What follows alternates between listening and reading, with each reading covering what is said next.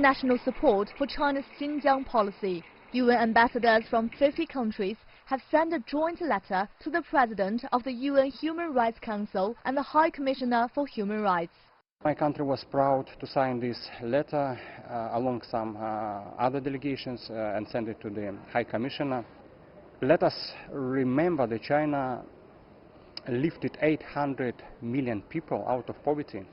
Certainly there are some development problems in Xinjiang region, but authorities are fully aware of them, they are addressing them. Xinjiang is lying in the core of Belt and Road Initiative. People in Xinjiang want stability. In their letter, the ambassadors commend China for its economic and social progress, effective counter-terrorism and de-radicalization measures, and a strong commitment to human rights. They point to how different Xinjiang is portrayed by those who have visited there and by some Western media. I would like to mention that the rumor, the information that we got from here and the real situation in Xinjiang is so different. Personally, I was impressed because the news I heard about Xinjiang before I got there were totally different. So I saw a region which is well organized and the people are very kind. Terrorism and extremism are intractable challenges across the world.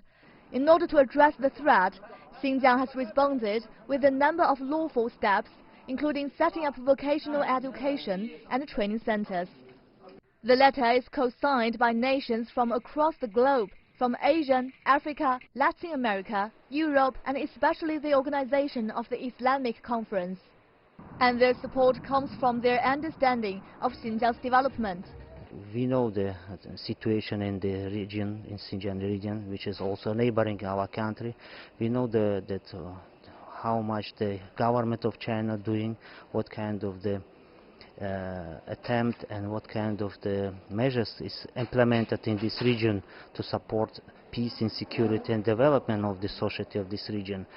In a statement, the Chinese mission to the United Nations office at Geneva said some other countries had also expressed support in separate letters or press releases. They issued some a strong message, a strong signal. Many of them, they paid visit to Xinjiang. Seeing is believing through their own eyes. They find what was the real situation in Xinjiang, and they highly appreciated the great efforts and achievements made by the local people, try to stabilize the situation.